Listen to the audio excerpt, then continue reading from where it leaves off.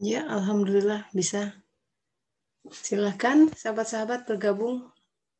Ya, ini saya sudah share screen. Nggak tahu nih, Salman bisa baca bahasa Indonesia nggak ya? We'll see. Ini sudah terlihat screen-nya ya? Ya. Wahyu sudah Ya, melihat. sudah. Oke, selamat pagi Bisa lihat ya? sahabat-sahabat. Oh ya? Ya, Iya, Ibu Tessa. Itu Tessa, Ibu Tessa. iya. Hampir jam 11 pagi, 10.52 di sini waktu Amsterdam. Juga selamat pagi buat yang di mana di Mbak Ayu di Nijmegen mungkin, terus juga ada Di Mbak Tini di Wageningen. Paris. Oh, ada Mbak Ayu lagi di Wageningen ya. Terus teman-teman di Indonesia ada sekarang pagi ya. Sore hari. Sore hari di sana jelang maghrib, habis asar gitu ya. Baik, ini kita tidak terasa sudah masuk ke pertemuan 21. Jadi sekitar dua kali pertemuan lagi dan kita akan tutup kajian suluk gelombang ke-9. Nanti semoga ada manfaat setelah 6 bulan kita bersama-sama mentadaburi Al-Quran, membaca kitab diri. Selama 6 bulan itu juga pasti takdirnya datang silih berganti, mendidik kita. Pasti ada yang berbeda lah kita hari ini dan 6 bulan yang lalu. Harus yang berbeda.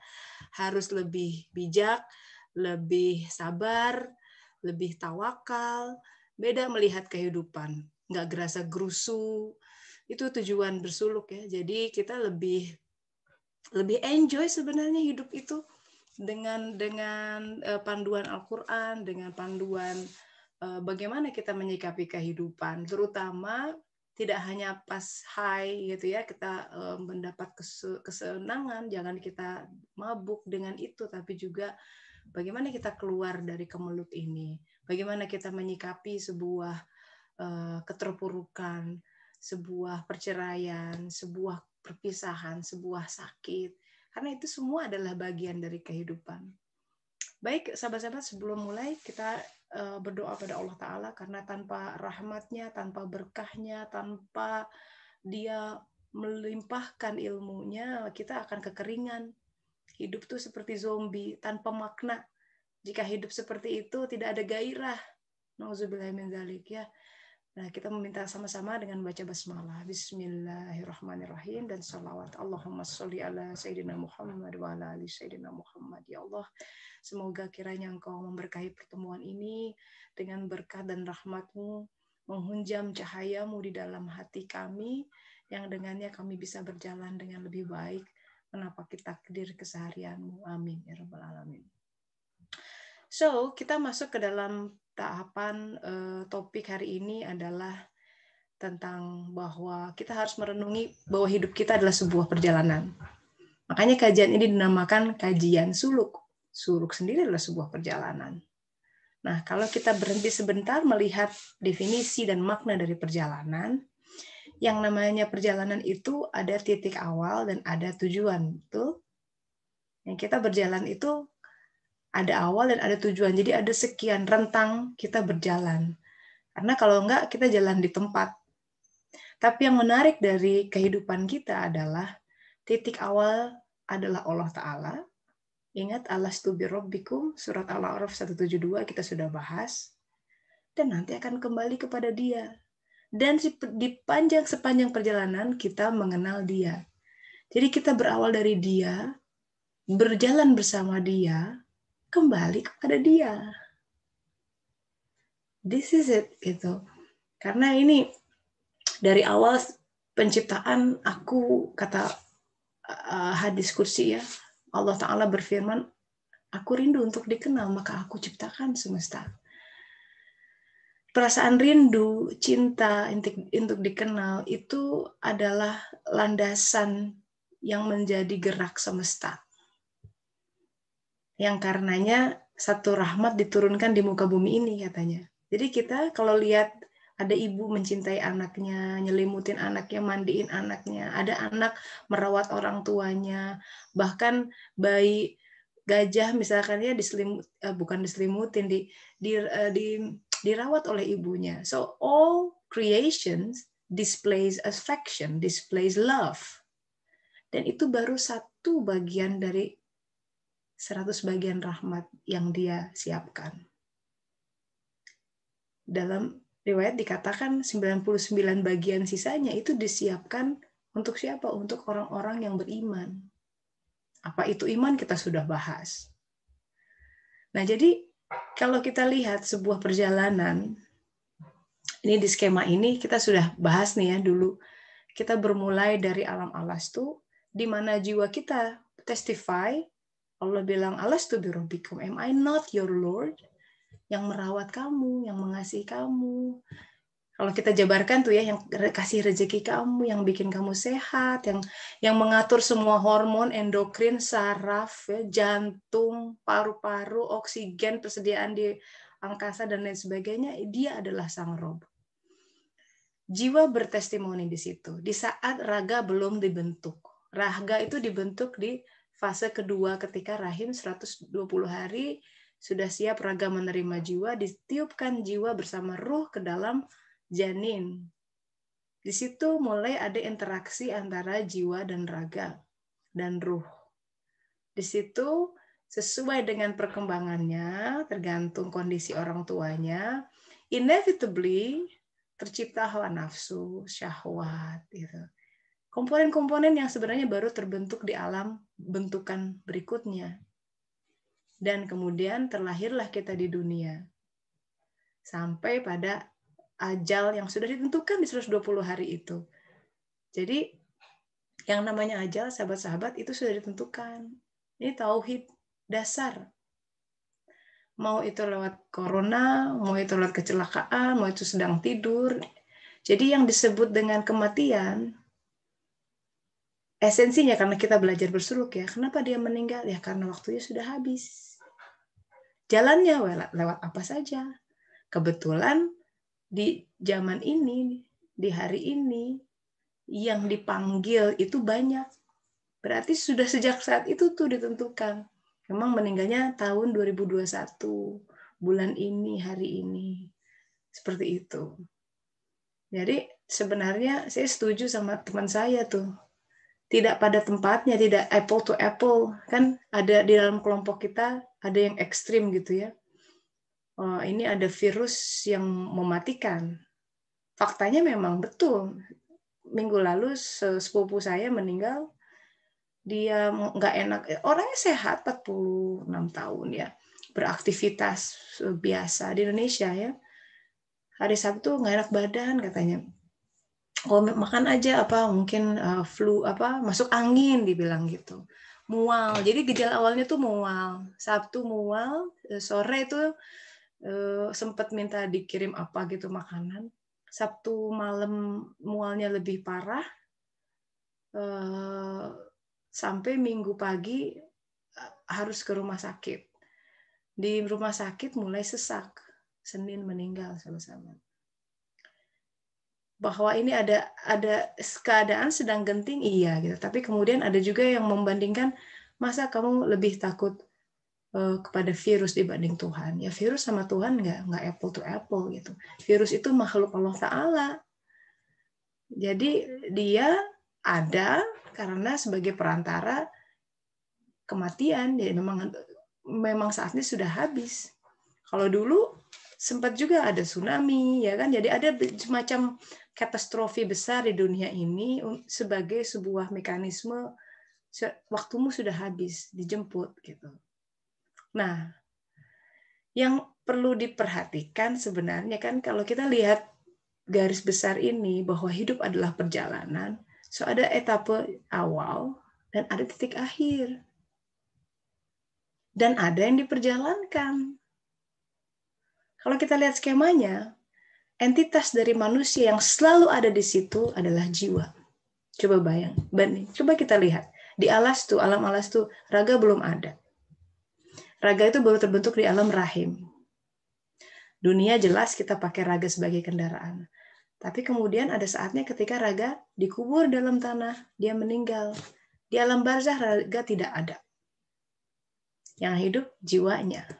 Jadi jiwa nenek moyang kita, para nabi Adam, dari mulai Nabi Adam yang hidup ribuan tahun yang lalu, kemana mereka? Itu pertanyaan anak saya tuh. Itu dia mulai mikir, ada ya kematian tuh so close gitu. And then what happened next? Dia mulai berpikir, setelah kita meninggal kita ngapain gitu, kemana? Karena ada yang berpikir ya di society ini, di masyarakat ini yang beranggapan setelah mati ya we cease to exist gitu, selesai. Dan saya sangat tidak puas dengan jawaban itu. Masa kematian udah wes ngono tok gitu loh, hidup. Kasihan dong mereka yang meninggalnya dizolimi orang lain, dibunuh ya. Di mana keadilan di situ? Sementara hidupnya sudah berakhir. Maka saya sangat puas dengan solusi yang ditawarkan oleh khazanah agama. Bahwa hidup ini sementara, di sini untuk mencari bekal, di sini harus sabar, kehidupan sebenarnya itu nanti. Di alam barzakh itu adalah surga atau neraka pendahuluan. Jadi kalau kita benar hidupnya di alam barzakhnya udah kelihatan tuh, nyaman. Kalau kira-kira hidupnya ngaco gitu ya, Tuhan nomor sekian, ya silahkan lihat di alam barzakh seperti apa. Ada segelintir orang yang Allah berikan izin dia bisa melihat gitu kehidupan alam barzakh seperti apa, bahwa itu real. Nah, kemudian ya informasi ini banyaknya di agama, karena Rasulullah kemudian bilang ya, kalau kita bicara dengan masyarakat yang homogen, mudah bicara ini. Coba tapi bicara dengan masyarakat, setidaknya saya di Barat ini yang kemudian skeptis gitu. A life after death, mengenyitkan dahi. Ada gitu nggak kebayangkan. Karena mereka selalu terbiasa dengan pola pikir, if you cannot prove it, it doesn't exist. Ya susah. Banyak hal yang tidak bisa dibuktikan di dunia ini dan itu nyata. Nah itu butuh lonjakan iman di situ. So sahabat-sahabat di alam barzakh yang lanjut perjalanannya adalah jiwa kita, our soul keeps continue the journey. Nanti di padang mahsyar, jadi ada cut off, di mana kiamat kubro terjadi, semua ciptaan hancur, lebur dari awal, kosong, malaikat habis, semua ciptaan habis. And then restarting, semua dibangkitkan lagi. Raga kita dibangkitkan, jiwa kita dibangkitkan, semua dikumpulkan di alam mahsyar. Nah ini that's for the next topic gitu, perjalanannya. Tapi saya cuma mau menunjukkan perjalanannya itu masih panjang sekali. Nah, dalam perjalanan ini kadang kita merasakan si jiwa ya. Kalau Allah rahmati itu mulai merasakan sebuah ada tarikan ya bahwa dia ingin melihat what is beyond this world gitu. Karena dia tidak sifat jiwa itu dia hanya bisa kenyang dengan ilmu-ilmu ilahiyah. Jadi kalau kita merasa boring, bosan, tidak ada gairah dalam hidup, itu pertanda jiwanya nggak keurus tuh. Mungkin zikirnya kurang. Mungkin sholatnya kurang khusyuk, kurang ihsan. Mungkin baca Qur'annya kurang. Karena itu elemen-elemen yang membangkitkan jiwa. Mungkin kurang pengajian, kurang membaca khazanah agama, kurang zikrul maut, gitu ya. Angan-angan panjang itu bisa melalaikan jiwa. Kadang Allah bantu zikrul. Nah ini pandemi begini, Masya Allah. Ini wahana zikrul maut sedunia, sebumi dibangunkan. Tidak ada selain kebaikan. Walaupun berwujud ada sebuah kematian. Tapi disyuhadakan, kata Rasulullah. Yang kena wabah, kemudian sabar menjalaninya, langsung loncat ke syuhada. Kita tahu syuhada sudah belajar ya. Susahnya itu, syuhada itu salah satu yang di Siratul Mustaqim kan. Sudah dibahas tentang itu. Nah, kadang orang tuh diketuk jiwanya. Jadi saya sempat bicara dengan salah seorang mu'alaf bernama Eric Winkel. Beliau itu selama 25 tahun terakhir kerjanya cuma satu, yaitu menerjemahkan kitab Futuhat Makkiyahnya Ibnu Arabi. Luar biasa. Nah, yang menarik ini Eric ini dia orang tuanya itu agnostik. Ya, dia beranjak dari keluarga yang tidak beragama ya, secara praktis ya. Dia bapaknya tuh tapi percaya pada ada kekuatan alam gitu di balik ini semua. Makanya si Eric kecil tuh diajarin kamu nggak boleh maku pohon misalkan, karena pohon itu living creatures, batu itu hidup, kamu bisa ya. Nah dia percaya spirit of the universe, something like that. So he grew up, Eric sebagai anak yang sebenarnya nggak punya secara basis agama. Tapi ya cara Allah menuntun. Dia mulai, bahkan usia 10 tahun dia bilang. Dia mulai mikir gitu, merasa dirinya off. Kalau anak-anak seusia dia tuh main-main kerjaannya, dia tuh mikir. Selalu ada pertanyaan yang, ini ada perasaan apa sih gitu katanya. Dia baru paham apa itu perasaan setelah dia belajar Kasanah Ibnu Arabi. Karena dia sudah cari ke sana sini, dia belajar Yahudi, Hindu. Jadi waktu dia kuliah, dia bilang, Kamis pergi sama kelompok grup mahasiswa Hindu ke pura. Hari Jumat gabung sama orang-orang Muslim ke masjid Jumatan. Hari Sabtu gabung sama orang-orang Yahudi, Sabat, merayakan Sabat. Hari Minggu gabung sama orang-orang Nasrani, ke gereja, ikutan misa. Saking dia tuh ingin mencari, dan dia udah mulai mencium jawaban dari pertanyaan dan kegelisahan saya akan bisa saya dapatkan lewat khazanah agama. Makanya dia cari di semua agama. Dia cari, saking dia ingin carinya, sampai belajar khazanah. Jadi kalau agama itu punya kitab suci, bahasa aslinya dia pelajari. Dia bisa 26 bahasa. Saking gitunya, karena dia pengen cari. Sampai dia nemu Ibnu Arabi. Semua pertanyaannya terjawab, dia bilang gitu. Jadi, perasaan yang nggak jelas dari ini apa sih, perasaan yang tak, ibunya melihat gini, this child is aneh gitu, anak saya kok aneh ya, he doesn't seem happy, kata ibunya begitu. Jadi Erik tuh tumbuh jadi anak yang nggak kurang happy katanya, karena dia mikir, karena dia untuk seusia begitu ya. Nah, dia mulai menemukan jawaban perasaan itu apa, katanya itu rasa kangen, the longing because of the separation. Karena pernah di alam alastu kan, si jiwa ketemu face to face sama Allah. Alastu biruhik, and that is the first love untuk jiwa kita, for all of us. Sesuatu yang kita cari di objek-objek berupa anak, suami, sebenarnya kita mencari cinta yang lebih sejati dari itu. Itu semua batu loncatan, and we have to go beyond that. Cinta pada suami oke, pada pasangan oke, pada orang tua oke, but we have to go beyond that. Itu ajakan dalam bersuluk. Itu makna dalam perjalanan. Bahwa kita tidak tinggal di satu titik. Namanya tidak berjalan. Nabi Isa bilang begini. Kan ada analoginya jembatan ya. Beliau berkata, apakah ada orang yang membangun rumah di atas jembatan? Kan orang gila gitu ya. Jembatan kan buat lewat. Nah begitupun dunia ini. You don't settle down. You don't settle for one thing. Ambil sebagai bekal and move on. Karena kehidupan pun akan mengalirnya seperti itu, bahwa ada kematian, ada perpisahan, itu natur dunia jembatan. Karena ini temporary. Everything is temporary here.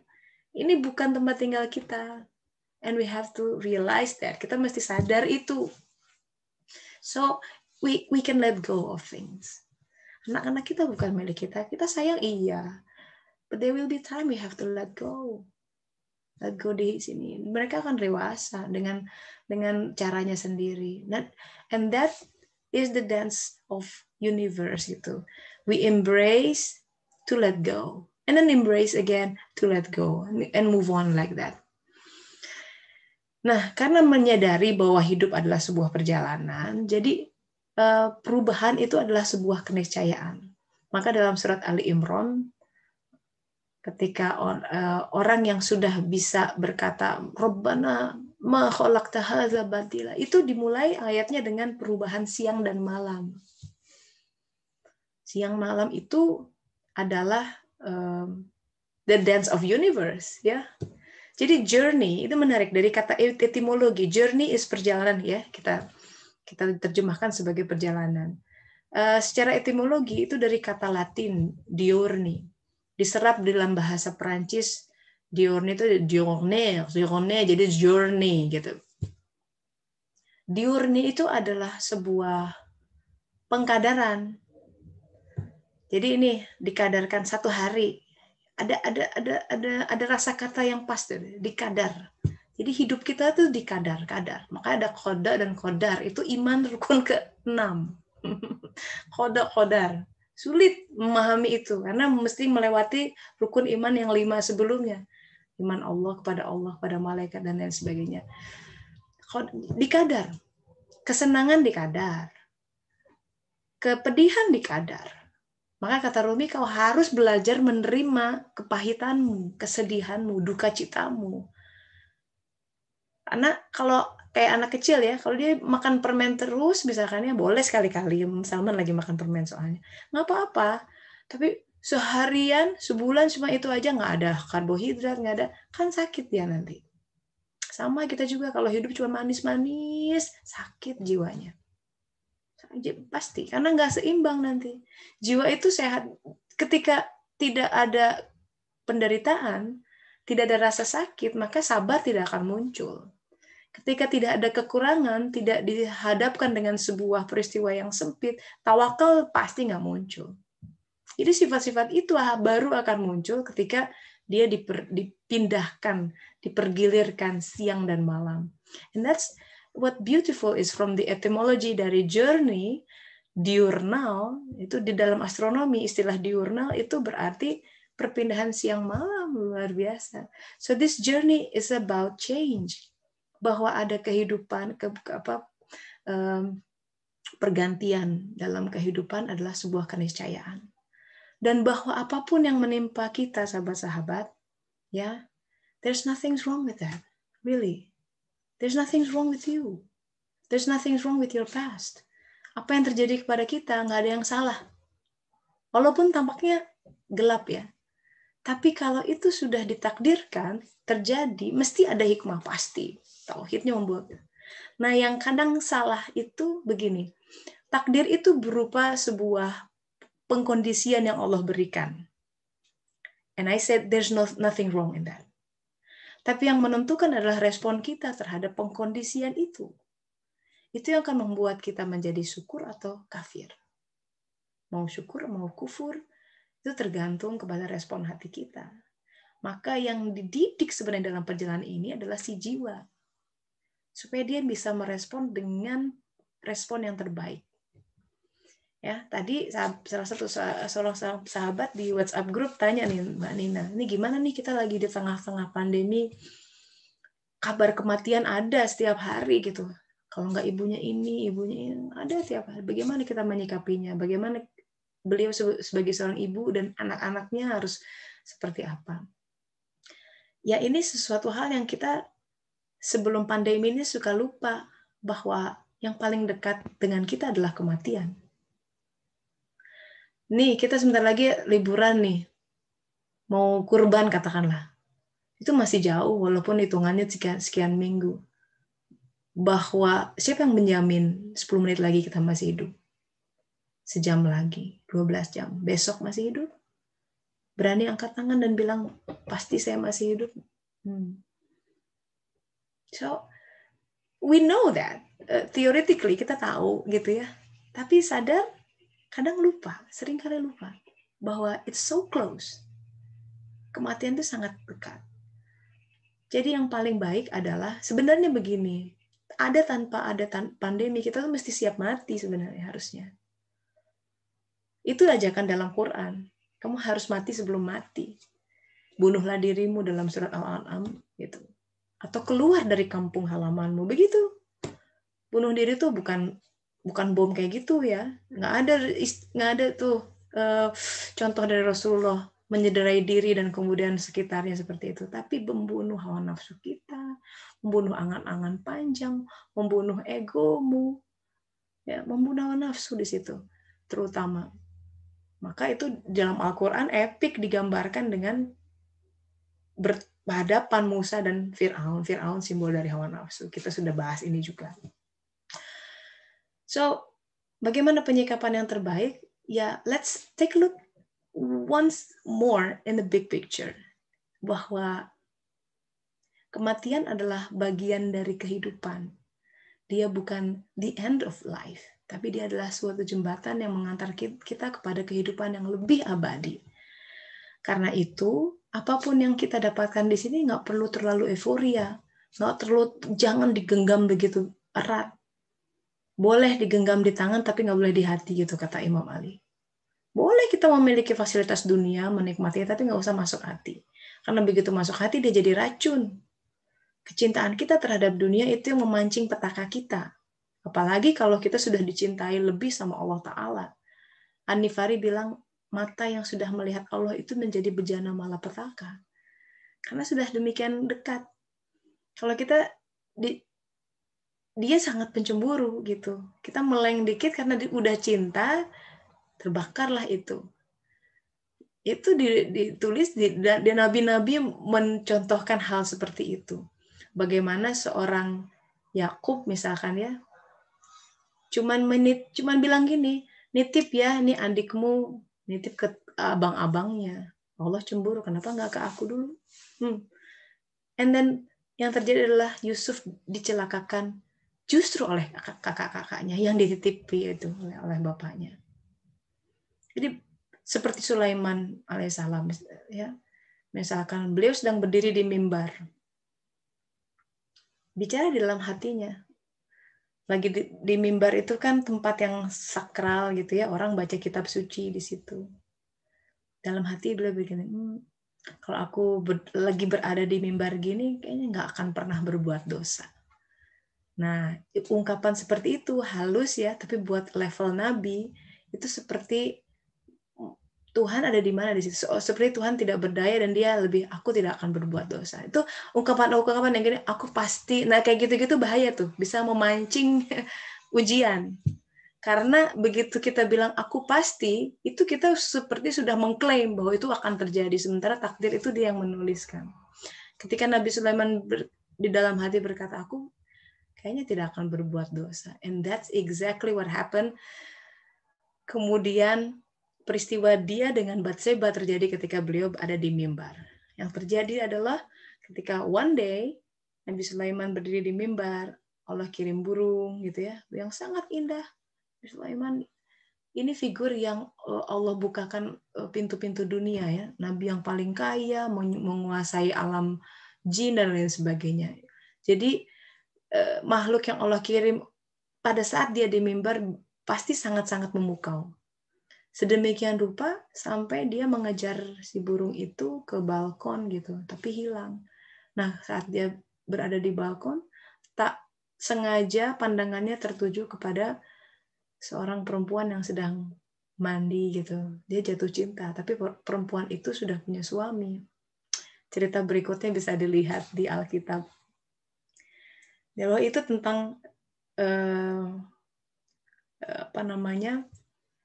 dengan Batseba gitu.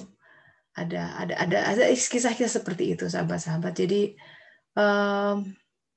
kita kembali ke hidup adalah sebuah perjalanan ya. Dari pertanyaan Mbak Nina tadi, ada sebuah ajakan dari Sang Maha Kuasa untuk mereorientasi kehidupan begitu kira-kira dari pandemi ini.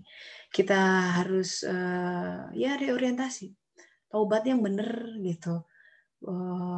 Karena orang kalau sudah dihadapkan dengan kematian semua jadi hambar, benar nggak? Mau tabungan mau berapa, mau rencana ke sana sini, begitu meninggal yang diingat udah hal yang esensial saja, semua itu dilupakan. And that's itu ya, mentalitas seperti itu harusnya dihadapkan ada pandemi atau tidak, lagi sesak atau tidak, harusnya senantiasa bergema di dalam diri. Sehingga dengan itu kita menapaki kehidupan dengan apa ya, bersama dia gitu. Karena kita tahu setelah ini tidak ada yang bisa diandalkan kecuali dengan kedekatan bersama Allah Ta'ala. Nah itu yang sebenarnya kita setiap hari minta gitu dalam doa ihdinas siratal mustaqim. Dikatakan, diterjemahkan sebagai tunjukkan kepada jalan yang lurus. Tapi mustaqim itu kan sebuah hal yang tegak gitu, jalan yang tegak. Jadi kadang-kadang imajinasi saya jalannya kadang tidak lurus kehidupan itu, seperti kehidupan nabi-nabi yang berbelok-belok ya. Nah, istilah ini adalah harus mendirikan sholat gitu, karena sholat adalah tiang agama. Jadi senantiasa begitu ajakannya, antara bumi dan langitnya harus bersatu. Antara kehidupan yang kita hadapi saat ini dengan jiwa kita harus bunyi. Maka kajian suluk ini juga antara untuk sebagai ikhtiar. Nih ada kitab kehidupan nih, ada kitab diri dengan semua perasaan di dalamnya. Kita coba yuk bridging dengan Al-Quran. Gitu. Allah Ta'ala berkata, barang siapa mengharap pertemuan dengan Allah, maka sesungguhnya waktu yang dijanjikan pasti datang. Nah masalahnya gitu, manusia itu terbagi dua. Ada yang mengharapkan pertemuan dengan Allah dan ada yang tidak mengharapkan. Kenapa tidak mengharapkan? Karena dia takut dengan apa yang akan dihadapi. Padahal ketakutan itu tidak beralasan. Seandainya dia lebih mengetahui siapa dia. Katanya begini, kalau engkau makin tahu Allah, makin cinta. Begitu. So the reason kenapa kita takut mati, karena kita belum paham siapa dia yang menciptakan kematian. Karena kematian itu selangkah mendekat kok kepada dia. Tapi kita takut.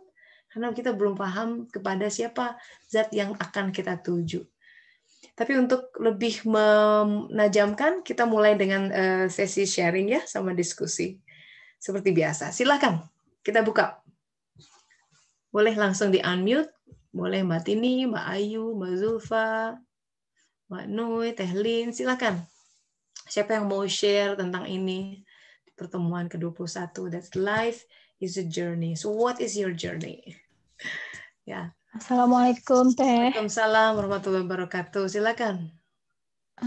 Saya mau sharing Teh ya, ini karena baru saya alami. Jadi saya baru kehilangan sahabat baik kemarin.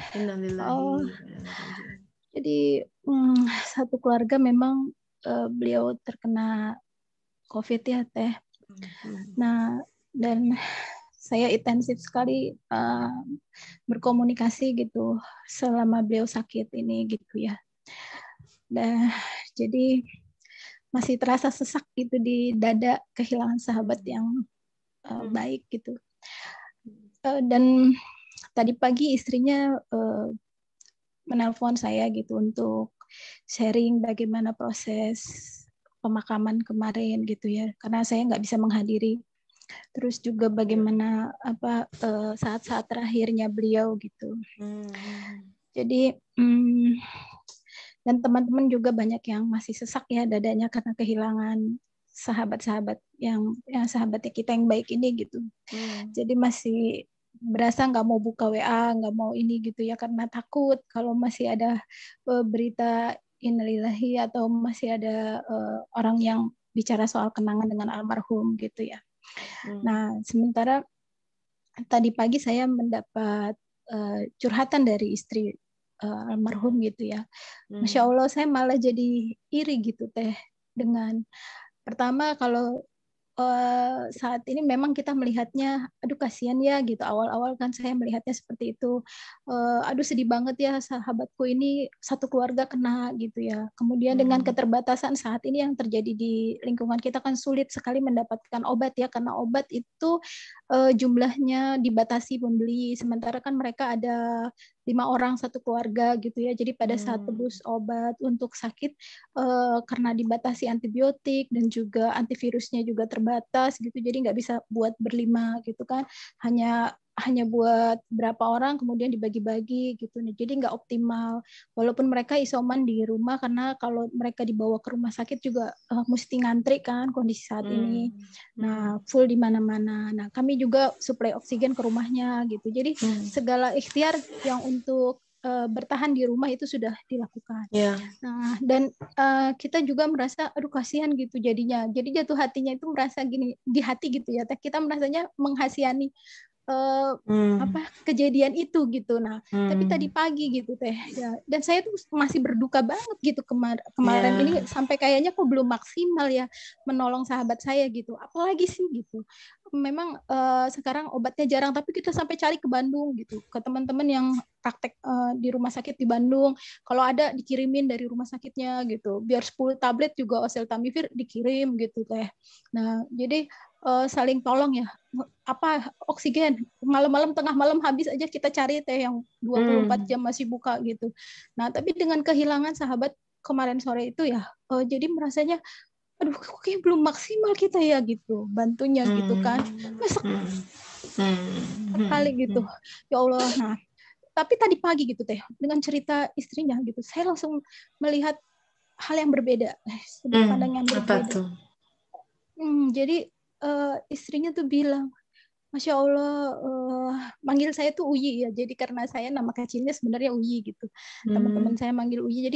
Jadi gini Yi katanya, itu suami sebelum mau, jadi dia lemas gitu ya kondisinya karena bergejalanya cukup lumayan berat, ada sesak gitu ya teh. Nah dan dia sempat lemas. Nah, tapi pada saat mau menjelang jam 2 siang, katanya jam 2 siang itu dia pengen mandi gitu. Jadi sempat mandi ke kamar mandi di papa, tapi dimandiin sampai bersih sama istrinya gitu.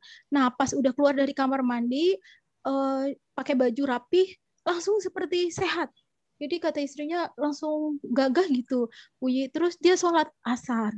Dari asar teh sampai menjelang maghrib, itu dia tidak pernah berhenti menyebut asma Allah. Dengan tiba-tiba ditemukan wajahnya pucat dan ada lebam biru gitu, karena udah kekurangan oksigen mungkin ya teh kondisinya, kita nggak tahu ya. Dan itu disadari istrinya pas udah mau azan maghrib dan lewat gitu teh. Tapi istrinya bilang gitu, sepanjang itu nggak pernah lepas dari asma Allah, seperti udah siap gitu jam 2 siang minta mandi, nunggu asar, sholat asar gitu. Jadi dari situ saya langsung ini, ya Allah, itu kan kematian yang rasanya indah gitu. Kok kita awal kemarin sore melihatnya seperti, kok gini amat ya, kita nggak maksimal, kok gini amat gitu. Kok teman kita jadi kasihan banget nih COVID ini gitu, sampai dia jadi begini gitu. Nah, tapi setelah tadi pagi saya melihat hal yang berbeda. Terus istrinya pun saya kira akan drop sekali gitu ya dengan menerima kenyataan ini. Ternyata malah bicaranya, Insya Allah kami adalah orang-orang pilihan gitu, yang di saat ini diminta Allah untuk bersabar, untuk tabah gitu. Masya Allah, saya yang jadinya situ teh merasa kayaknya kok ya saya nih cara pandangnya masih berbeda jauh gitu. Walaupun rasanya ya aduh ini kita belum maksimal, maaf ya, membantu belum maksimal gitu, sampai begitu ke istrinya ya. Apalagi yang bisa kita bantu supaya anak-anak dan istri yang ditinggalkan juga cepat sehat atau bagaimana gitu. Justru kata-kata dari istrinya itu membuat kita, ya Allah, yang tertimpa masalah aja sebegitu lega gitu perasaannya gitu, dengan merasa nggak apa-apa Mbak Uyi, ini suami udah menghadap ilahi dalam keadaan yang syahid insya Allah, karena kan meninggal di masa pandemi katanya, dan bersih, dan habis sholat asar, dan dari asar menunggu maghrib gitu. Jadi semua itu dibilang seperti itu bikin saya malah, oh iya ya, justru belum tentu ya kita yang sekarang mendapat derajat dan keadaan seperti itu. Betul. Teh tadi pagi teh itu yang ingin saya sharing teh. Merinding ya, Masya Allah. Iya teh. Iya. Mbak Zulfa, Nui ya dipanggilnya. Uyi teh. Uyi. Dari Zulfa, dari mana Uyi? Karena saya dulu nggak bisa, jadi gini, saya di rumah kan nama Zulfanita Sari, itu Zulfa itu nama singkatan dari nama ayah saya dan kakek saya. Nita itu nama kakek saya juga, Sari itu nama ibu saya. Jadi saya nggak ada nama kan. Nah, terus dipanggil sama, karena nggak ada itu, dipanggil sama nenek saya, masa anak ini nggak ada nama, yaudah deh panggil aja Muli. Muli itu gadis ya kalau bahasa Lampung. Nah, nggak bisa saya bilang Muli, jadi saya bilangnya cuma Uyi gitu. Akhirnya jadi Uyi teh gitu. Nah, ya, itu begitu teh Mbak sharingnya ya, di Allah mengajari lewat kata-kata istri dari almarhum. Iya. Ya, jadi orang itu ya, nilai seseorang, kualitas seseorang memang muncul ketika in adversity ya, dalam kesulitan seperti itu kelihatan. Maka ujian itu wajib hukumnya ada di Al-Quran, wajib hukumnya ada untuk orang beriman terutama, karena di situ yang menampakkan ujian itu seperti api ya, dibakar. Tapi kan kalau memang kualitas emas tidak akan luruh, jadi yang luruh tuh yang lain-lain gitu ya. Kalau dia kualitasnya emas, dia dengan api hanya jadi makin cemerlang gitu ya. Alhamdulillah saya senang sahabatnya Uyi bisa memandang kehidupan seperti itu. Kan beda ya cara pandang, itu bersuluk tuh. Cara pandang dia berjalan gitu, bahwa dia bisa mengucapkan nggak apa-apa. Dia kan kalau pandemi malah syuhada gitu. Mungkin nggak ikut, walaupun kita kan sudah belajar nih apa syuhada. Mungkin beliau juga nggak tahu, belum hafal surat An-Nisa 69, tapi sudah practicing in life gitu, bahwa ada hadisnya, dia sudah mengimani hadis itu, and let go gitu. Memang ini luar biasa di situ gitu. Jadi ada orang-orang yang disyuhadakan. Kita tahu sendiri mencapai jenjang syuhada itu susahnya minta ampun. Itu jenjang salah satu tingkat di atas solihin. Masuk solihin aja susah, karena harus mengidentifikasi amal soleh. Amal soleh itu harus diidentifikasi dengan nur iman. Kita tahu ada Al-Quran yang bilang, seorang badui datang ke Rasulullah, aku sudah beriman. Langsung didinai, disanggah. Jangan bilang kau sudah beriman, tapi kau baru aslama, berserah diri. Sampai ada ayat Quran seperti itu. Jadi ada tahapan, kita sudah berserah diri, kalau sudah bisa sholat, sudah saum, sudah haji, belum tentu punya nur iman. Udah punya nur iman, belum tentu mengidentifikasi amal soleh. Kalaupun sudah amal soleh, itu namanya orang solihin, belum tentu masuk ke syuhada, itu jenjang lain. Nah, sahabat-sahabat yang mendahului kita, lewat sakitnya, ya, orang itu memang terlihat di akhirnya. Kebaikan itu akan ditunjukkan di akhir, begitu katanya. Maka kita selalu harus berdoa husnul khotimah. Jadi kebaikan apa seseorang kelihatan di akhirnya. Alhamdulillah beliau menjelang Allah Ta'ala dengan sesaknya, ya, kebayang sesaknya hampir zikir, hampir biru, itu kan sesak sekali. Dengan kata-kata yang terakhir keluar adalah Allah, Allah, Allah. Ini Mbak, siapa tadi sudah angkat tangan? Thank you ya, Mbak Wi sudah membagi cerita sangat menyentuh. Silakan Mbak Nina nih, masih ya di unmute saja Mbak Nina. Habis ini Teh Nui. Tadi ada satu orang lagi kayaknya. Ya, silakan Mbak Nina dulu deh.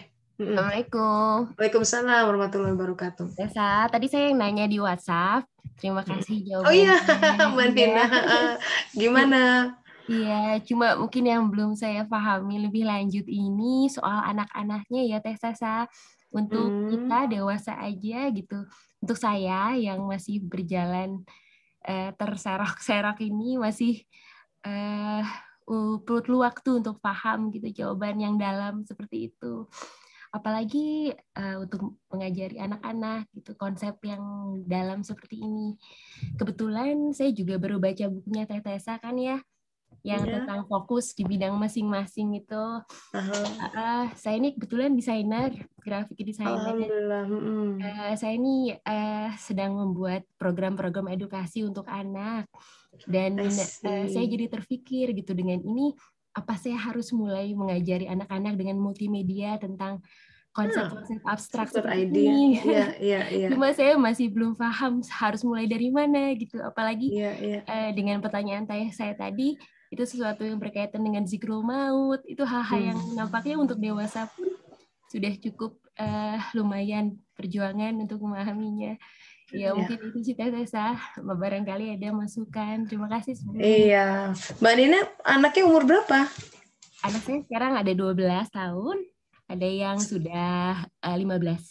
Sudah hampir. Oh, udah besar-besar. Iya. Oh, iya. Tapi saya membuat lagi mencoba membuat untuk anak-anak itu untuk yang lebih kecil sih ya, yang mungkin SD awal kayak gitu. Sekarang ini kan banyak yang takut. Animasi gitu. Sekarang kan banyak yang takut ya Teteh. Anak-anak juga mungkin terdampak ya dengan berita-berita seperti ini. Saya jadi berpikir apa memang bidang saya ini terinspirasi gitu dengan buku Teteh. Apakah saya memang harus mulai, selama ini kan saya baru yang umum-umum bikinnya kayak misalnya buat pendidikan lingkungan seperti itu. Tapi it's a good idea, lebih fokus ya, lebih fokus ke sana. Jadi ada apa namanya, Kalau masakan tuh ada taste-nya sendiri ya. Dicoba dieksplor aja Mbak Nina. Iya, Dieksplor. coba Nanti kalau kontennya. perlu kita bisa japri ya untuk konten-kontennya. Oh iya, Cuma terima ya kasih. kalau anak-anak tuh memang harus dunia yang dekat, bahasanya dekat dengan mereka ya. Yang mudah dipahami ya. Iya, imajinasinya. Saya tuh suka film-film Pixar gitu, Disney gitu. Terakhir saya nonton itu di Disney Plus, Luca. Film Luca menarik itu, cerita tentang monster laut. Jadi ada dunia buat orang, jadi monster laut tuh julukan manusia pada creatures yang ada di lautan. Nah, kalau orang si makhluk-makhluk lautan itu menyebut manusia monster darat. Jadi karena ini dunia yang dua berbeda gitu ya. Nah, yang menarik si monster laut itu namanya Luca. Dia kalau keluar dari air dia bisa berubah jadi bentuk manusia gitu. Nah, seumur hidupnya itu dia ayah ibunya selalu pokoknya kamu nggak boleh keluar dari permukaan laut, itu bahaya, dunia di sana berbahaya, bahaya gitu. Sampai suatu saat justru anak tuh ya kalau dibilang makin bahaya makin pengen tahu. Itu selalu seperti gini, jangan buka kotak ini, makin pengen dibuka. Penasaran ya.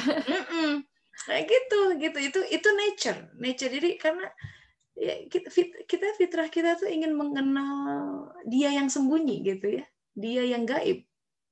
Ada naihing, ada apa naihing tuh, the urge to unveil that gitu. Nah, karena Allah gaib kan sekarang di dunia ini ya, di dunia dia, makanya cara menjangkau dia dengan rasa, karena elemen indera kita nggak mampu untuk melihat. Nabi Musa pernah coba minta itu dan pingsan. Bukan pingsan, mati sesaat katanya. Ada seorang periwayat yang mengatakan seperti itu. Karena baru baru malaikat yang turun, karena sebelum dia turun si komponen kuasa lain turun duluan. Nah, itu baru malaikatnya turun udah dahsyat banget. Wah, dari langit jatuh, gunung hancur berkeping-keping, dikatakan seperti itu.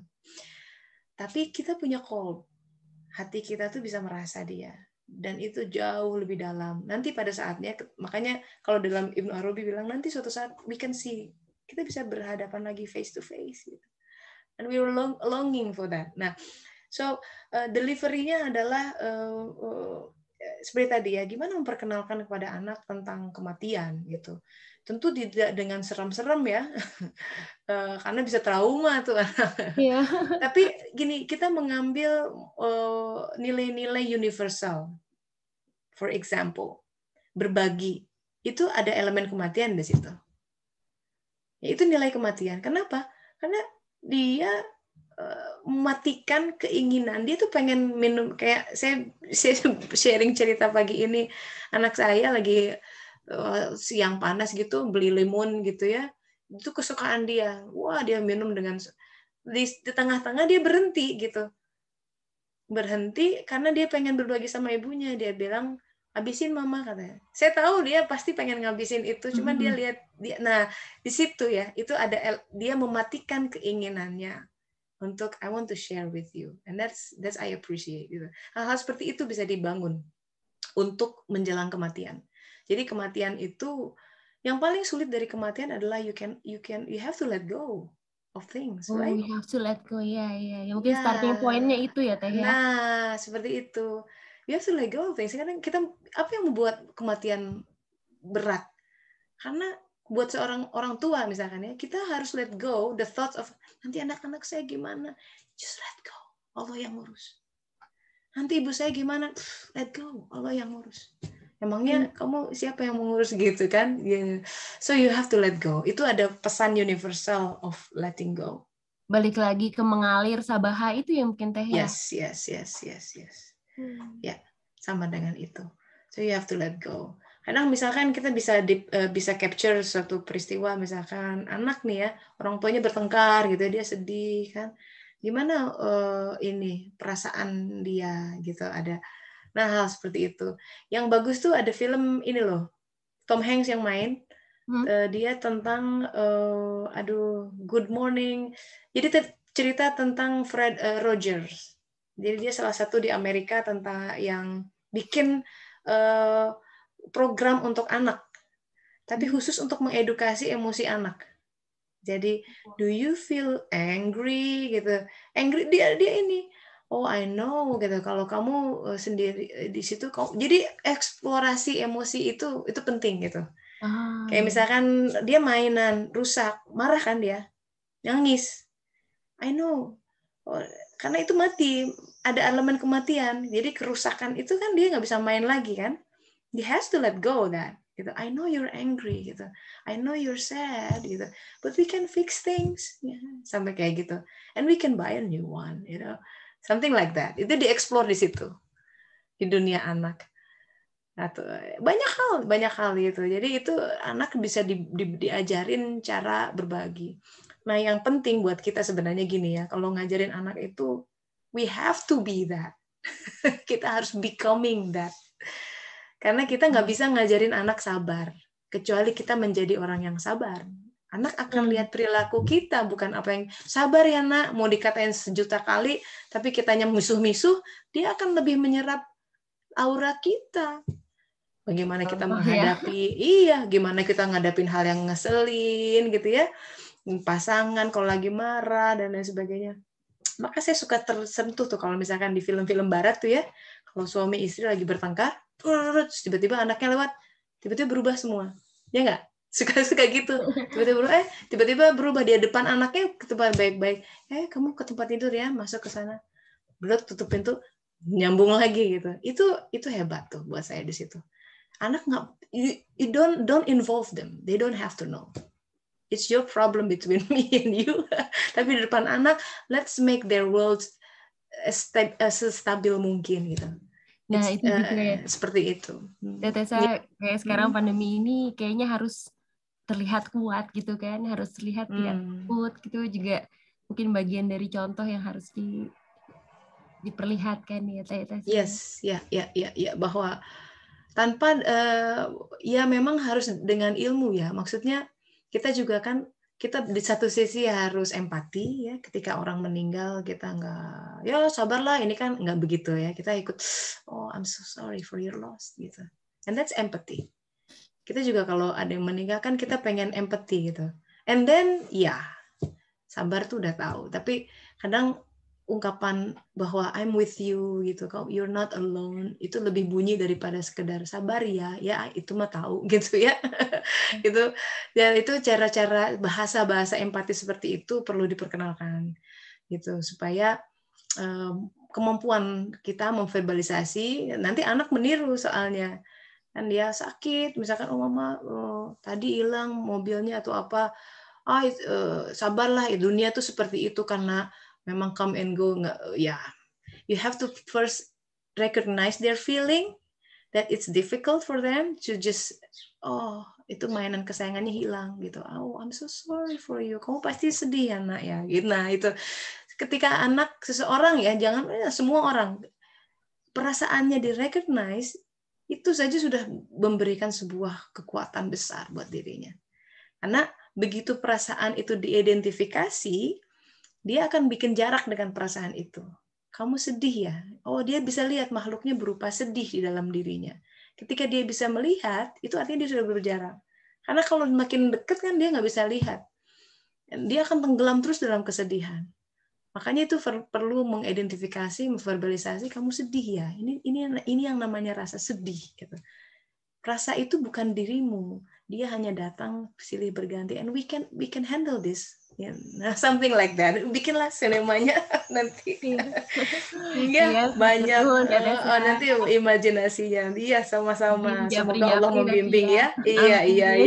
Iya, banyak zikir, doa-doa khusus, sholat hajat khusus. Ya Allah, mohon diberikan, ya Dia yang maha memberikan inspirasi. Inspirasi yang terbaik ya. Enggak, silakan. Teh Nui, Rai silakan. Ya, lagi ngacung ya. Terima kasih Tetesa. Ya, assalamualaikum teman-teman semua. Alhamdulillah. Kebetulan ini temanya sangat-sangat pas sekali gitu, karena hari Senin kemarin itu sahabat terbaik saya wafat Teh. Dan saya Ya, dan Teh Nina tahu kita satu komunitas ya, Teh Nina ya. Dengan Teh Fatonah Fitrianti juga sama. Iya. Ya, Masya Allah, Teh Nina. Kabarnya.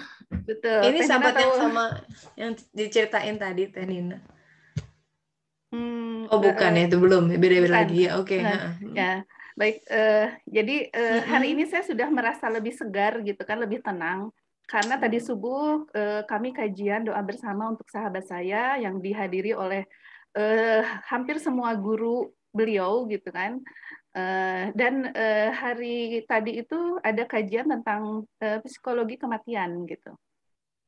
Jadi kebayangnya ya memang karena saya kebetulan IO di satu komunitas di Bandung bersama beliau, namanya Kang Harun ya, Muhammad Harun Soleh namanya.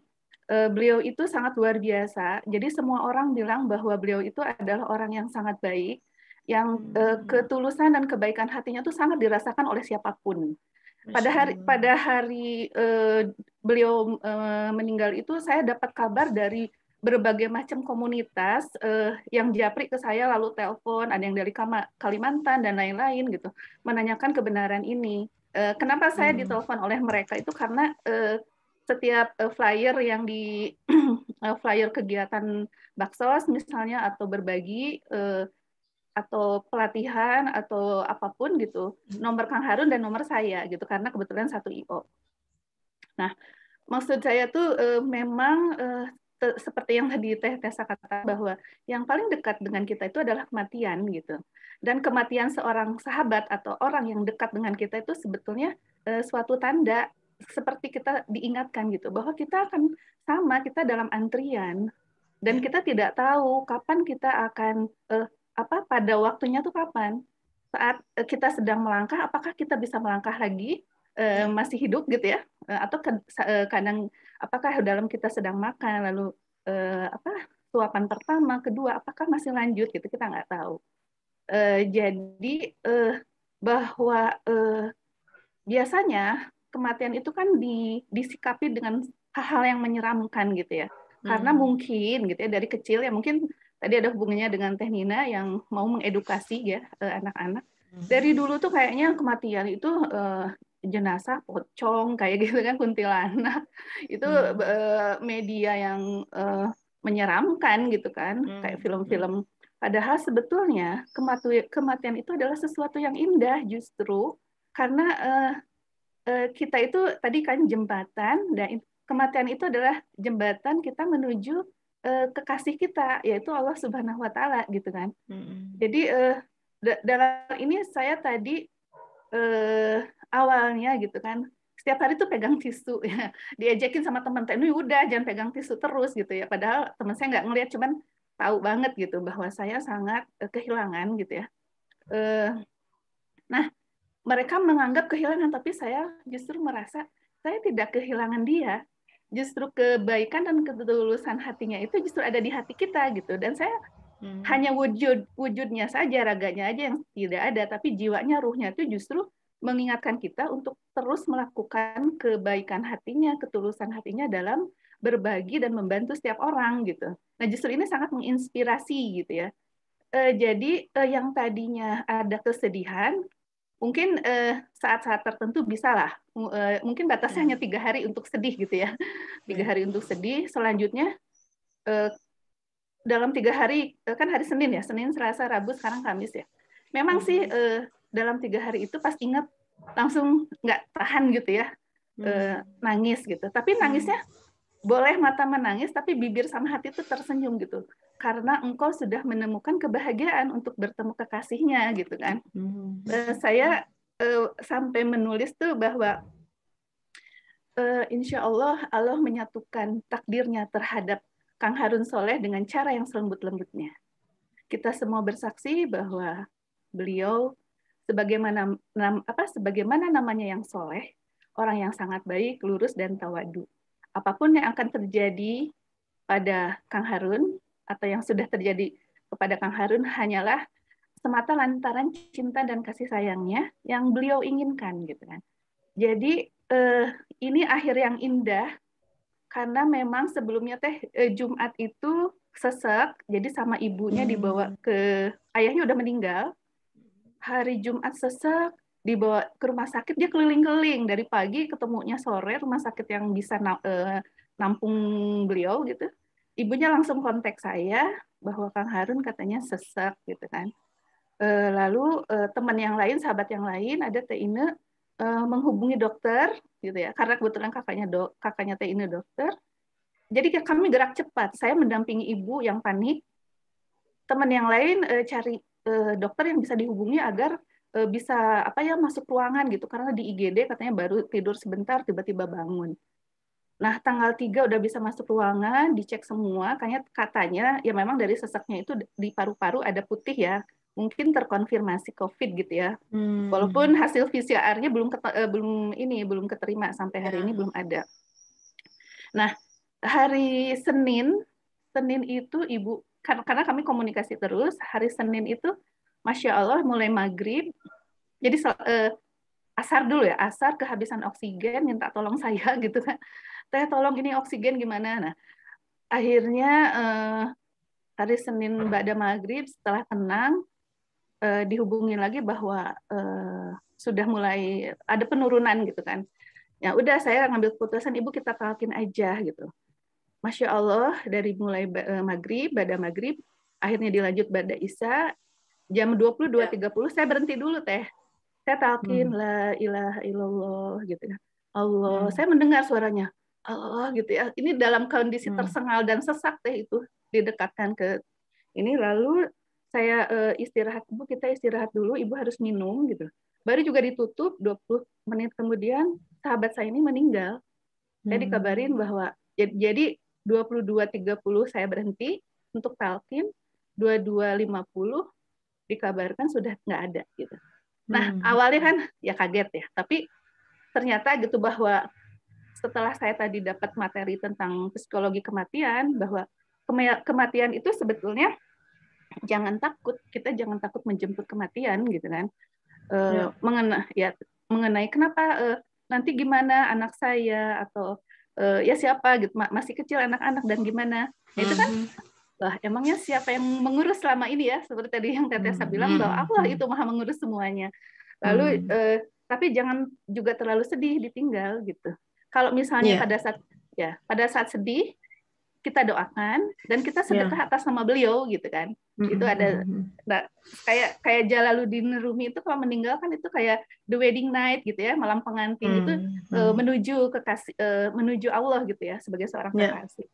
Nah, lalu kalau misalnya ada 3 poin di materi tersebut tuh bahwa apakah kita hidup dengan cara demikian pada saat apabila kita dipanggil itu memang tidak akan menjadi penyesalan gitu ya. Jadi maksudnya ada pertanyaan ke diri, apakah hidup kita sudah benar? Kalau benar lanjutkan, kalau belum benar ya evaluasi diri gitu.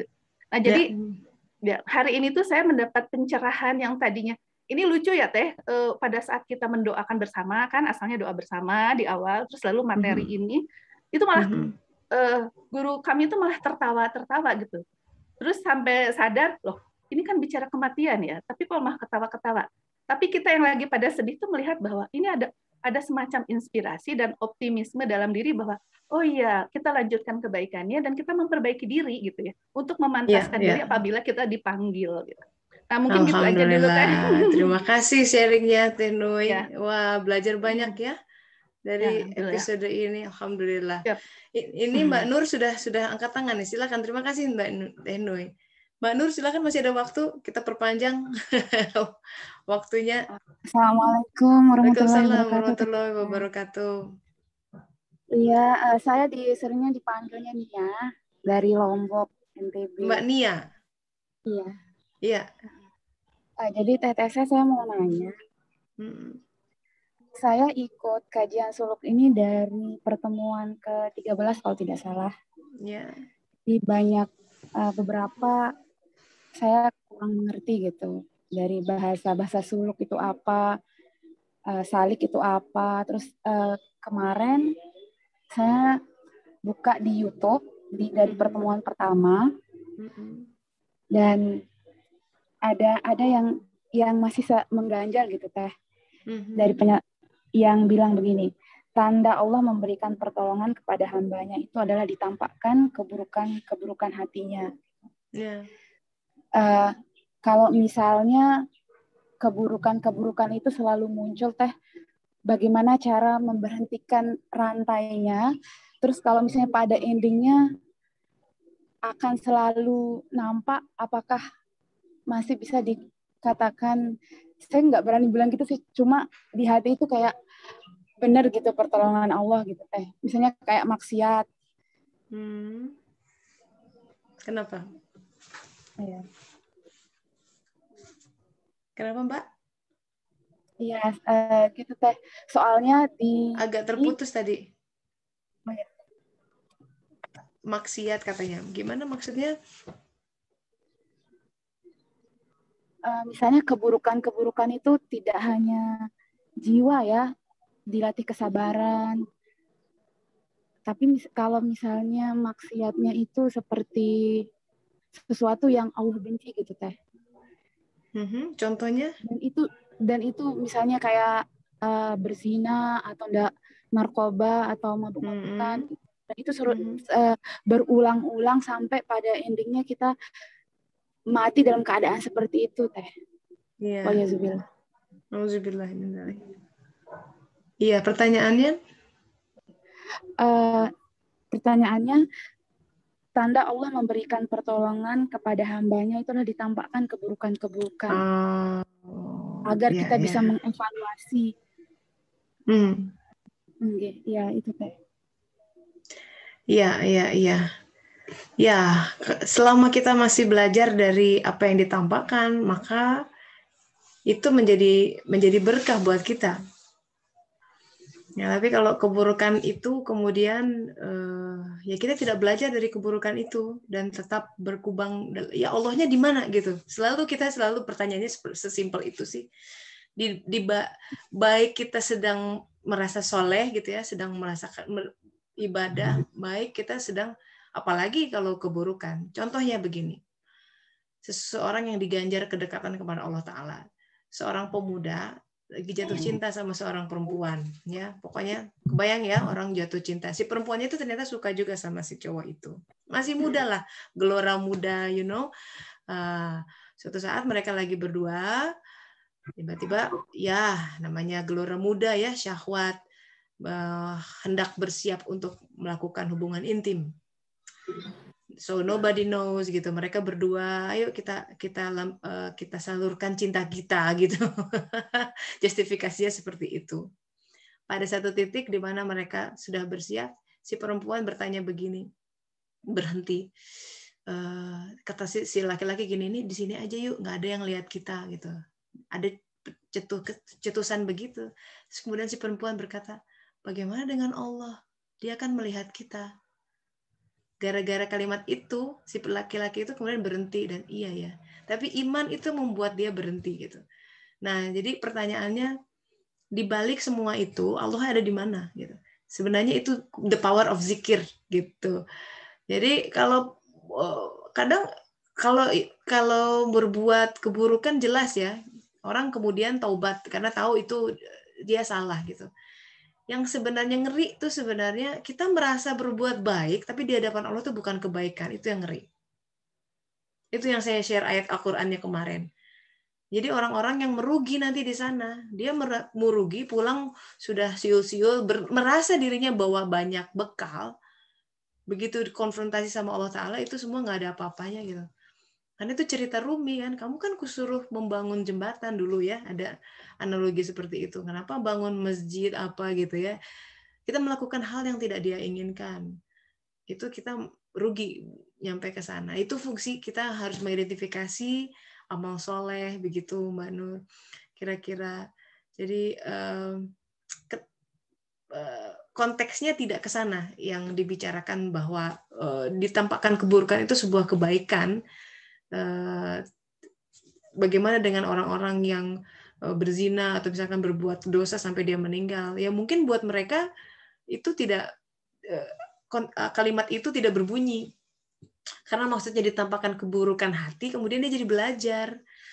Dia merasa, oh aku sudah sholat malam, sudah tahajud, sudah bahkan hafiz Al-Quran, tapi kemudian ketika dibuatlah misalkan ada apa gitu ya, seseorang mencederai hatinya, terus kebengisannya keluar kata-kata buruk keluar. Nah, berarti memang ada yang buruk di dalam hatinya. Cuma Allah pancing lewat sesuatu gitu. Jadi bisa aja lewat semestanya seseorang yang menyakiti dia, terus dia balas balik berbuat buruk, berarti memang dia masih punya keburukan di dalam hatinya.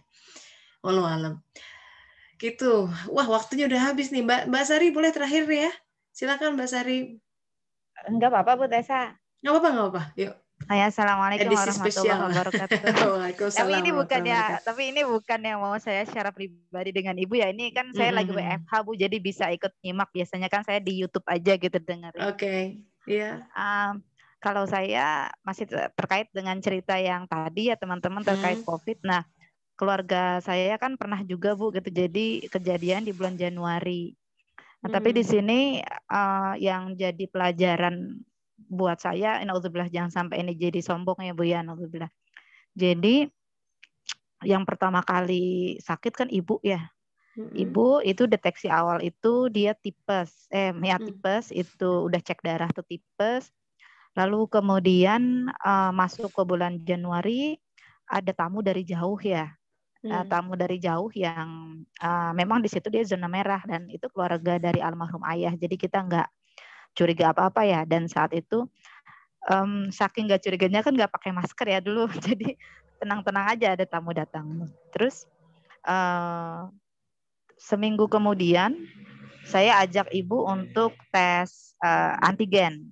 Nah itu antigen itu ternyata negatif. Nah setelah tes 1 minggu antigen itu negatif, 1 minggu kemudian ternyata ada kabar adik saya yang di Depok itu kena COVID dengan istrinya. Istrinya akan tenaga medis. Nah itu hari Minggu setelah tes antigen, adik saya tuh main sekeluarga.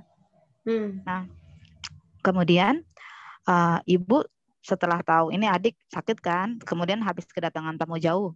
Kemudian ibu makin lama kok kondisinya makin drop ya. Tapi kan karena saya masih pikirannya ini tipes gitu. Jadi saya treatment dengan alat tipes ya Bu ya. Nah kemudian lama-lama kok jadi batuk. Nah ketika jadi batuk, nah ini saya bawa ceritanya naik Grab.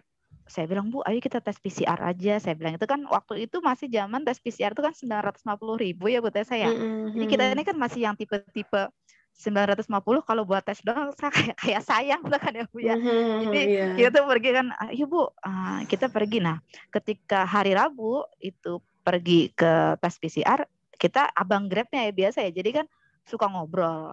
Nah abang Grabnya tuh bilang, ini pasti nanti kalau ke rumah sakit pasti di-covitin nih gitu ya, pasti di-covitin. Apalagi sakit begini, pasti nanti COVID. Ibu saya takut. Akhirnya udah nggak usah, daripada uangnya buat tes PCR, mendingan buat beli makanan enak aja katanya gitu. Terpengaruhlah kami ya dengan omongan itu kan. Terus kami malah pergi ke pasar Bu. Ya Allah, saya sendiri kalau ingat itu pengen ketawa banget. Itu saya ngikutin saran orang itu kan ya. Jadi saya beli makanan enak lah untuk ibu saya ya. Sampai rumah terus saya masak enak. Nah ibu saya itu hari Rabu ya, itu saya masak terus, tapi lama-lama nggak mau makan. Sampai datang hari Jumat itu batuknya tambah gawat nih gitu ya. Bu, nah itu saya marah itu ceritanya Bu Tessa sama ibu saya ya. Saya bilang, saya ingat waktu almarhum ayah. Nah itu kan, jadi saya ingat begini, ini kalau udah kayak gini nanti udah ketahuan siapa yang paling direpotin. Itu saya ngelihat bahwa saya egonya tuh tinggi banget ya Bu ya gitu. Karena setiap kali kondisi begitu, yang ada di rumah saya gitu Bu. Jadi kata saya itu, ini adik saya masih bisa sibuk kerja, yang lain bisa kerja, yang lain. Nah, saya kan kayak terikat ya di rumah gitu. Terus saya marah sama ibu saya diem aja gitu ya. Ayo ikut tes pokoknya. Maulah berangkat tes. Nah, ketika dibawa tes tuh, itu ada harga kan yang 950.000 itu jadinya 3 hari tesnya. 1.500.000 harga jadi sehari. Saya ambil 950.000 karena saya masih pikiran ini bukan gitu ya. Nah, ternyata setelah dites hari Sabtu itu makin gawat. Hari Minggu makin gawat lagi. Minggu malam Senin ibu saya sampai sholat aja nggak inget Bu gitu. Jadi linglung. Nah, itu hasil tes belum keluar itu, baru Senin keluar. Belum. Itu selama makin gawat itu saya treatment dengan alat tipes ya, pikir saya jangan sampai demam gitu kan ya. Kemudian saya dengar-dengar dari teman-teman kan katanya bawang merah itu kan antibiotik ya. Saya irisin bawang merah, saya campur sama minyak kayu putih, saya balurin ke badan ibu saya setiap kali batuk. Lalu batuknya itu berhenti, tapi nanti gitu lagi Bu Tessa, gitu lagi dia. Nah itu sampai akhirnya Senin pagi, karena Senin malam saya lihat, aduh udah nggak beres banget nih, subuh udah nggak jelas suratnya kayak gimana, pokoknya mau kena aja saya pakein gitu kan ya. Terus habis itu, ayo Bu, ini sakit apapun saya udah nggak tahu cara ngerawatnya gimana. Saya bilang gitu, udah ayo kita ke rumah sakit. Kita bawa ke klinik yang biasa rujukan BPJS kan ya Bu Tessa ya. Di sana demam tidak. Gitu. Demam tidak, darah tidak tinggi juga. Jadi semuanya normal ya. Dan diminta cium-cium, dia masih bisa cium-cium. Jadi penciuman oke gitu. Kemudian sama dokter dites oksigen tuh Pak, yang di jempolnya dibencak itu pakai alat itu, katanya kata dokternya bisik-bisik ke saya, aduh Bu ini jangan-jangan ini yang lagi fenomenal sekarang, dia nggak nyebutin kata COVID depan ibu saya, takut ibu saya stres kan, jangan-jangan kayak fenomenal gitu Mbak gitu. Saya bilang ya saya juga lagi nunggu hasil PCR nih Dok gitu. Nah habis itu saya bawa ke rumah sakit besar tempat saya tes PCR itu kan. Ternyata hasilnya positif. Ibu saya udah nongkrong di depan UGD itu. Saya taruh depan UGD. Pas saya turun, Masya Allah kok positif gitu. Nah di depan UGD, saya dengar perawat UGD bilang sama salah satu pasien bahwa kamarnya udah penuh. Itu bulan Januari kan gawat-gawatnya juga Bu di sini ya. Katanya penuh. Saya langsung hubungi teman saya yang dokter juga di sini. Kira-kira di mana sekitar sini gitu. Terus saya ingat ada rumah sakit daerah kan. Ini hasil tes saya bawa, ibu saya nggak jadi saya masukin UGD.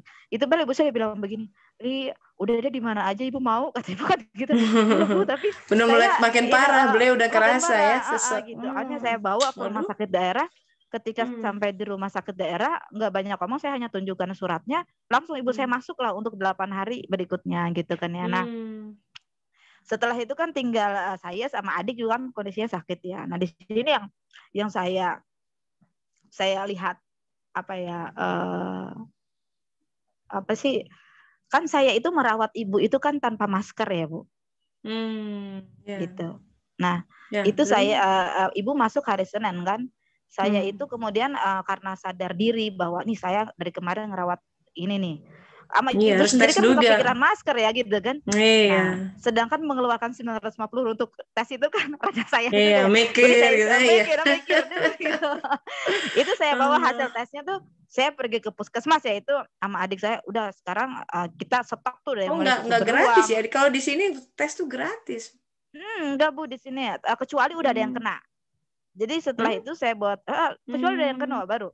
Habis itu sampai sekarang juga nggak gratis tes itu? Kalau setahu saya enggak Bu, enggak. Saya belum pernah dengar tes gratis. Kalau tes yang harganya miring iya benar. Tapi kalau gratis sama sekali saya belum tahu. Saya dapat gratis itu di puskesmas PCR ya. Itu setelah saya bawa surat COVID ibu saya. Itu tuh saya kan ketika ibu sudah masuk rumah sakit, saya lapor RT juga kan lingkungan kami itu lingkungan yang abai Bu di sini. Daerah mana ini Mbak? Daerah Bogor, Citerep. Deket Sentul Bu. So ibu masuk rumah sakit. Tapi ada perbaikan kan, nggak sampai masuk ICU? Masuk. Itu masuk ICU. Itu masuk itu apa namanya ya? Terus sampai ke ibu saya kan ini ya, itu saya bekelin HP. Itu pokoknya 8 hari kan nggak bisa ketemu ya. Tapi setiap hari beliau tuh pasti telepon gitu. Terus tapi kalau masih bisa telepon nggak pakai ventilator berarti kan? Kata dia begini Bu, dia pakai, abis itu ntar dia copotin lagi gitu. Jadi ibu berapa lama ya? Kurang tahu saya ini. Jadi dia sempat pakai, mungkin pakai masker gitu aja, masker oksigen. Nggak bisa nyopot sendiri kalau ventilator. Udah nggak sadar. Iya.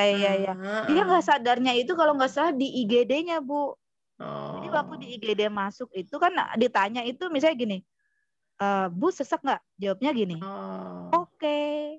Jadi udah nggak sadar ya, betul. Ya udah. Sebentar, tapi selamat ya, ibu selamat tuh. Alhamdulillah. Nah ini yang saya pengen sampaikan, saya dan adik saya negatif. Loh, Ditesnya negatif udah. Negatif padahal, gitu. Padahal ngurus ibu secara erat gitu, ya. Erat lagi ya gitu. Adik Tapi saya nggak ada gejala juga, Mbak Sri, nggak ada, waktu Sari. Saya waktu batuk, demam. Enggak Bu, saya enggak. Saya ada gejala 1 malam Bu. Tapi saya pikir itu bukan mungkin COVID kepolosan ya, Allah lindungi. Nah itu bukti ya. Virus itu kok makhluknya dia. Walaupun kita wajib ikhtiar, masker atau apa. Secara perhitungan tuh mestinya kena tuh karena intens. Ya, bukan secara perhitungan lagi. Ya. Betul. Tapi kalau itu kan ini bukti ya, kalau kata Allah jangan deh keluar lagi gitu, hilang.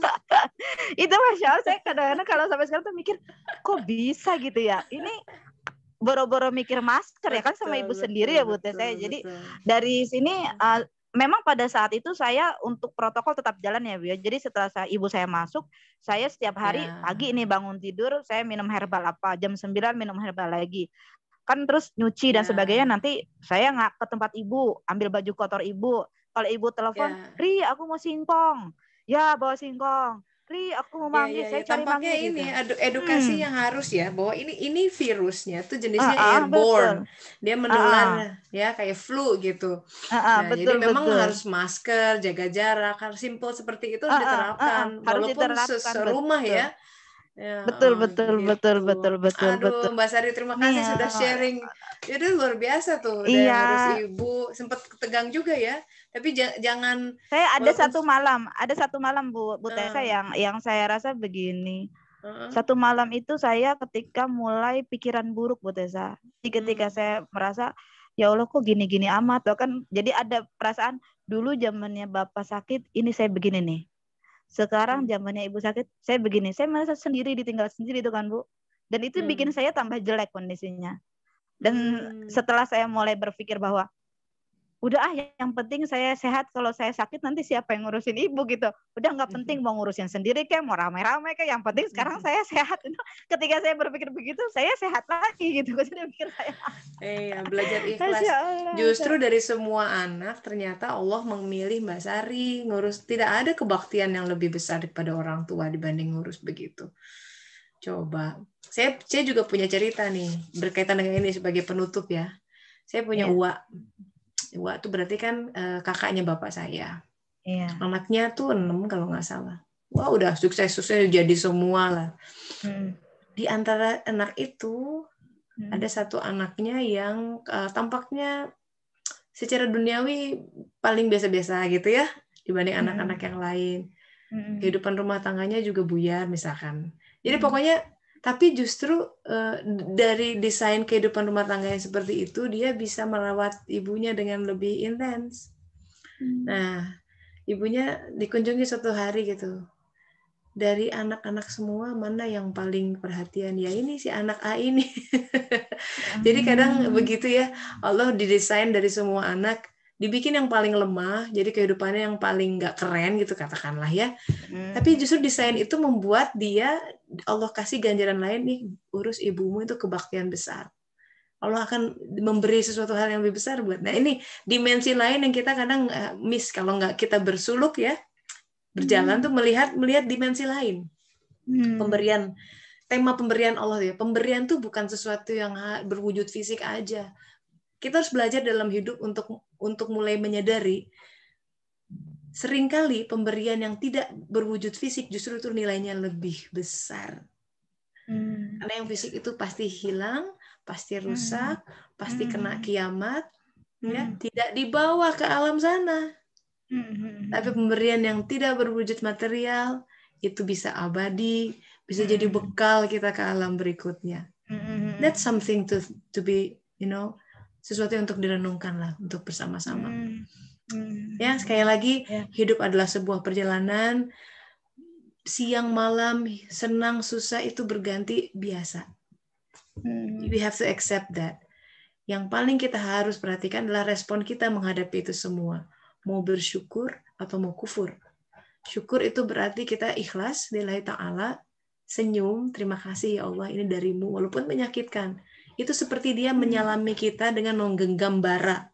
Bara itu dulu ada metode penyembuhan Islam ya dengan menggunakan bara. Itu untuk menyembuhkan kita. Yang kita lihat jangan baranya, yang Yang kita lihat adalah tangan Dia yang memegang itu, yang menggenggam kita. Tangan Tuhan, tangan Tuhan, tangan Tuhan.